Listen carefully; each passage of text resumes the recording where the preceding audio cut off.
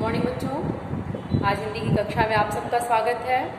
तो हिंदी में हम लोग प्रथम खंड से एक एक अध्याय सब अध्ययन कर चुके हैं और कल से मैं आपको द्वितीय खंड में पहला वंदना पाठ का हिंदी अनुवाद पढ़ाई थी और इसके बाद मैं व्याकरण से अलंकार पढ़ाने जा रही हूँ। इस अलंकार से आपको 2 नंबर का प्रश्न पूछा जाता है और 2 नंबर के अलावा जब आपको पद्य से व्याख्या लिखने को आती है तो उसमें भी कभी कभी आपको पूछ देता है कि इस पद्य में कौन सा अलंकार है। तो अलंकार जिसका शाब्दिक अर्थ ही आभूषण होता है, आप 6, 7, 8 में भी पढ़ी होंगी और पुनः उसको आप फिर से पढ़ रही हैं। तो अलंकार का शाब्दिक अर्थ ही क्या होता है? आभूषण होता है। आभूषण का क्या काम है? आभूषण हम लोग क्यों पहनते हैं? अपनी सुंदरता को बढ़ाने के लिए। वैसे ही काव्य में काव्य की शोभा को बढ़ाने के लिए अलंकार का प्रयोग होता है। वैसे भी कहा जाता है कि मनुष्य स्वभाव से ही बहुत सौंदर्य प्रेमी होता है और वह अपनी प्रत्येक वस्तु को सुंदर और सुसज्जित देखना चाहता है और अपनी बात को इस प्रकार वो कहना चाहता है कि सुनने वाले का उस पर स्थायी प्रभाव पड़े और वह चमत्कृत भी हो जाए। तो काव्य की शोभा वृद्धि करने वाले इन तत्वों को काव्य में वही स्थान है जो मानव शरीर में आभूषण का स्थान होता है। जैसे आभूषण हमारी शोभा को बढ़ाता है तो काव्य के वो तत्व, चमत्कारिक तत्व काव्य की शोभा को बढ़ाते हैं। अतः काव्य की शोभा बढ़ाने वाले तत्वों को हम क्या कहेंगे? अलंकार कहेंगे। तो मुख्य रूप से अलंकार के तो 2 भेद माने जाते हैं, एक शब्दालंकार और दूसरा अर्थालंकार। शब्दालंकार कहाँ होता है? जहाँ काव्य में शब्दों के द्वारा चमत्कार उत्पन्न होता है उसे हम शब्दालंकार कहते हैं। ध्यान दीजिएगा, मैंने लिखा नहीं है क्योंकि जगह की कमी थी। तो शब्दालंकार किसे कहते हैं? जहाँ काव्य में शब्दों के द्वारा चमत्कार उत्पन्न होता है उसे हम शब्दालंकार कहते हैं।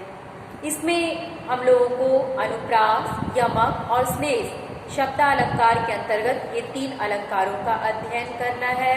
और अर्थालंकार, अर्थालंकार जहाँ अर्थों के द्वारा काव्य में चमत्कार उत्पन्न होता है उसे हम अर्थालंकार कहते हैं। तो अर्थालंकार के अंतर्गत आपके पाठ्यक्रम में आपके लिए सिर्फ उपमा, रूपक, उत्प्रेक्षा, भ्रांतिमान या संदेह, ये 5 अलंकार ही आपको पढ़ने हैं, आपके पाठ्यक्रम में है तो बहुत इसके भेद, लेकिन पढ़ना आपको यही 5 है। तो उस अलंकार के तहत हम लोग सबसे पहले अनुप्रास अलंकार, जो शब्दालंकार का भेद है, ये अनुप्रास अलंकार हम लोग देखेंगे। तो सबसे पहले अनुप्रास अलंकार की परिभाषा जानेंगे। क्या लिखा है यहाँ साफ साफ? वर्णों की आवृत्ति को अनुप्रास अलंकार कहते हैं। दूसरे रूप में ये कह सकती हैं, अथवा जहाँ काव्य में एक ही वर्ण बार बार आता है वहाँ अनुप्रास अलंकार होता है। जैसे यहाँ लिखा है, तरन तनुजा तट तमाल तरुवर बहु छाए। मैं ये नहीं कह रही हूँ कि आप किसी को लिखिए, आप कुछ भी लिखिए। जैसे बच्चों छोटे क्लास में बच्चे पढ़ते हैं, चाचा ने चाची को चांदी के चम्मच में चांदनी रात में चटनी चटाया। यहाँ देखिए चौवर्ण की आवृत्ति हुई है। तो इस तरह से कोई भी ऐसी कविता, कोई भी ऐसा वाक्य जिसमें वर्णों की आवृत्ति होती है वहाँ अनुप्रास अलंकार होता है। बस इतना आपको ध्यान देना है। मान लीजिए आपको पूछ दिया अनुप्रास अलंकार की परिभाषा लिखिए, तो सिर्फ आपको यही लिख देना है कि वर्णों की आवृत्ति को अनुप्रास अलंकार कहते हैं। अथवा जहाँ एक ही वर्ण, ध्यान दीजिएगा, शब्द नहीं लिखना है, क्या लिखना है? वर्ण लिखना है। जहाँ एक ही वर्ण बार बार प्रयोग होता है वहाँ अनुप्रास अलंकार होता है। क्योंकि देखिए यहाँ शब्दों की आवृत्ति नहीं, वर्णों की आवृत्ति, त त त त त। ठीक, किसकी आवृत्ति? वर्ण की आवृत्ति है। अब कहा जाता है कि अनुप्रास के 5 भेद होते हैं। कितने भेद हैं अनुप्रास के? 5 भेद होते हैं। शायद पूरा आपके इस पे ब्लैक बोर्ड पे दिखाई न दे। अगर आपको कोई परेशानी हो बेटा तो एक बार किताब जरूर आप उठा लीजिएगा, इसको आप समझ लीजिए। ऐसे अनुप्रास के 5 भेद हैं। पहला भेद है आपका छेका अनुप्रास। पहला क्या है? छेका अनुप्रास अलंकार। ये आपके अलंकार का पहला भेद है, छेका अनुप्रास। तो जहाँ एक ही वर्ण की आवृत्ति एक बार होती है यानी एक वर्ण की आवृत्ति जहाँ एक बार होती है उसे हम छेकानुप्रास अलंकार कहते हैं। यहाँ लिख नहीं पाए हैं, जगह नहीं थी। तो जहाँ एक ही वर्ण की आवृत्ति सिर्फ एक बार होगी उसको क्या कहेंगे? छेकानुप्रास। जैसे यहाँ देखिए उदाहरण ये लिखा हुआ है, इस करुणा कलित हृदय में अब विकल रागिनी बजती। क्या लिखा है? इस करुणा कलित हृदय में अब विकल रागिनी बजती। अब एक ही वर्ण यहाँ देखिए कौन सा है? क और ये क। परिभाषा में कहा है कि एक ही वर्ण की आवृत्ति एक बार होती है। तो एक वर्ण क्या है? क और क, इसकी आवृत्ति सिर्फ एक बार हुई है, इसलिए यहाँ कौन सा अलंकार हो गया? छेकानुप्रास। छेका में क्या है? एक वर्ण की आवृत्ति एक बार होती है, वो क्या हो गया? छेकानुप्रास। उदाहरण हमने लिखा है, इस गरुड़ा कलित हृदय में क्यों विकल रागिनी बजती, क वर्ण की आवृत्ति। अब दूसरा है आपका वृत्त्यनुप्रास। दूसरा आपका है वृत्त्यनुप्रास। तो जहाँ एक अथवा अनेक वर्णों की आवृत्ति दो या दो से अधिक बार हो, जहाँ एक या अनेक वर्णों की आवृत्ति दो या दो से अधिक बार होती है, वहाँ आपका वृत्त्यनुप्रास अलंकार होता है। ध्यान दीजिएगा, जहाँ क्या लिखा है? एक अथवा अनेक वर्णों की आवृत्ति दो या दो से अधिक बार, ठीक है, वहाँ क्या होगा? वहाँ आपका वृत्त्यनुप्रास होगा। जैसे उदाहरण लिखा है, चारु चंद की चंचल किरणें खेल रही हैं जलथल में। वृत्त्यनुप्रास के अंतर्गत आपका ये भी आ जाएगा, तरन तनुजा तटतमान भी आ जाएगा। तो अब यहाँ लिखा है, चारु चंद की चंचल किरणें खेल रही हैं जलथल में। क्या कहा गया? कि एक ही अथवा अनेक वर्ण की आवृत्ति दो या दो से अधिक बार। तो यहाँ चौ वर्ण की आवृत्ति दो या दो से अधिक बार हुई है। उदाहरण में आपके सामने ही है, चौ वर्ण की आवृत्ति दो या दो से अधिक बार हुई है। एक दो तीन, तीन बार हुई है, इसलिए यहाँ कौन सा अलंकार हो गया? वृत्त्यनुप्रास। तीसरा भेद आपका है श्रुत्यनुप्रास। श्रुत्यनुप्रास तीसरा क्या है? श्रुत्यनुप्रास, जहाँ कंठ, तालु, ओष्ठ, दंत ये सब वर्ण उच्चारण के स्थल माने जाते हैं ना। तो जहाँ पे कंठ, तालु, दंत, ओष्ठ आदि एक ही स्थान से उच्चारित होने वाले जो शब्द होते हैं या वर्ण होते हैं, वहाँ शब्द कह रहा है, वर्ण होते हैं, वहाँ श्रुत्यनुप्रास अलंकार होता है। जैसे प, फ, ब है ना, ओष्ठ ध्वनि, क, ख, ग कंठ ध्वनि।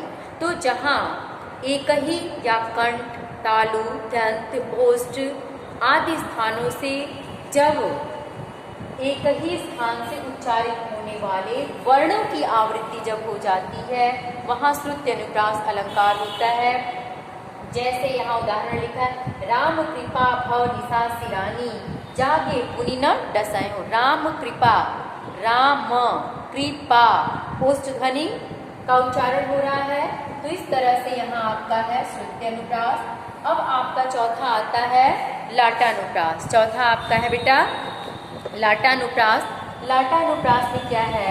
जहाँ एक ही अर्थ वाले शब्दों की आवृत्ति होती है।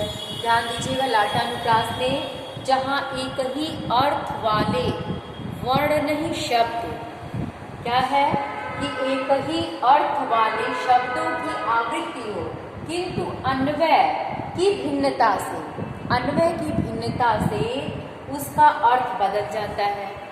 शब्द तो एक ही होंगे, शब्द की आवृत्ति एक ही तरह से होगी, पर अन्वय की भिन्नता से उसका अर्थ बदल जाता है। जहाँ अन्वय की भिन्नता से अर्थ बदल जाता हो, वहाँ आपका लाटानुप्रास अलंकार होता है। अब उदाहरण के रूप में लिखा है, शायद आपको दिखाई नहीं दे रहा है, ये है पूत कपूत तो क्यों धन संचय, पूत सपूत तो क्यों धन संचय। लास्ट में है आपका ये पूत कपूत तो क्यों धन संचय, पूत कपूत तो क्यों धन संचय, ये लास्ट में है। अब यहाँ देखिए, ये पूत सपूत तो क्यों धन संचय, क्यों धन संचय, एक ही वाक्य की आवृत्ति है, लेकिन अन्वय पूत और कपूत, पूत का विलोम कपूत। तो अब इसके चलते इस एक ही शब्द का अर्थ यहाँ एक ही वाक्य का अर्थ यहाँ बदल जा रहा है। अर्थ ये बदल जा रहा है। लोग कहते हैं कि अगर सुपुत्र है, अगर आपके पास सुपुत्र है माने अच्छा पुत्र है, तो धन के संचय की आवश्यकता क्या है? वो स्वयं परिश्रम के द्वारा, पुरुषार्थ के द्वारा धनार्जन कर लेगा। और दूसरी तरफ इसका अर्थ उसी चीज का बदल जाता है कि यदि आपके पास कुपुत्र है, कुपुत्र माने बुरे विचार, बुरे संस्कार वाला पुत्र है, तो आवश्यकता से अधिक धन संचय करने का कोई मतलब नहीं है, क्योंकि वो धन रसातल में मिला देता है। तो सिर्फ अन्वय से इसका अर्थ देखिए एक ही चीज का कैसे बदल जाता है। इसलिए यहाँ क्या हो गया? लाटानुप्रास। अंत में आपका बचता है अंत्यानुप्रास, जगह नहीं है इसलिए मैं नहीं लिखी हूँ। इसका फोटो मैं आपको भेज दूंगी, किताब होगी तो आप किताब से भी देख लीजिएगा और आज इसको अपनी कॉपी पे लिख लीजिएगा। अंतिम है आपका अंत्यानुप्रास। अब अंत्यानुप्रास में क्या होता है? इस कविता में पद का अंतिम जो चरण होता है, अंतिम चरण, इसमें जो है समान वर्ण आने से तुकबंदी पाई जाती है। इसमें समान वर्ण या समान स्वर या व्यंजन आने से इसमें तुक मिलती है, तुकबंदी होती है, वहाँ अंत्यानुप्रास होता है। उसका उदाहरण है, बतरस लालच लाल की मुरली धई लुकाई, सौ करे भव हन हंसै, देन कहे नट जाई। लुकाई और जाई, तो यहाँ लुकाई जाई ये क्या है? अंत में तुकबंदी है, स्वर के चलते या व्यंजन के चलते ये तुकबंदी है। तो इस तरह से जहाँ स्वरों के साथ या अंतिम चरणों में समान वर्णों के आने से जहाँ तुक मिलता है वहाँ आपका हो जाता है अंत्यानुप्रास। तो इस तरह से अनुप्रास की ये 5 भेद हैं। आज की कक्षा में सिर्फ इतना ही। आज 5 भेद आप ध्यानपूर्वक पढ़ लीजिएगा और इसको लिख भी लीजिएगा। Thank you.